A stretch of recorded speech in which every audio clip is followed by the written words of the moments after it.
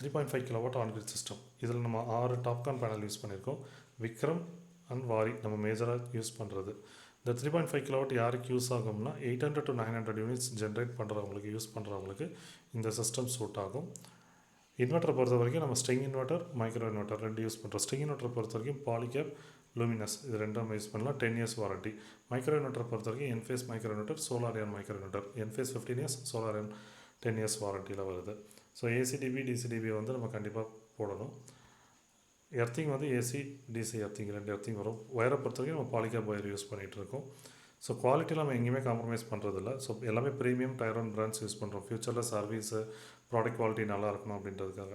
இன்னும் அப்கமிங் ப்ராஜெக்ட்ஸில் வந்து நம்ம hetero junction, TOPCon, G2 balance use பண்ணுறோம். டாப்கானை பொறுத்த வரைக்கும் நம்ம இது மாதிரி பர்லின் வந்து 3 பர்லின் நம்ம யூஸ் பண்ணுறோம். நெட் மீட்டரும் அதே மாதிரி வந்து இப்போ நான் டிசிஆருக்கு வந்து ஈஸியாக கிடச்சிருது. தேங்க்யூ.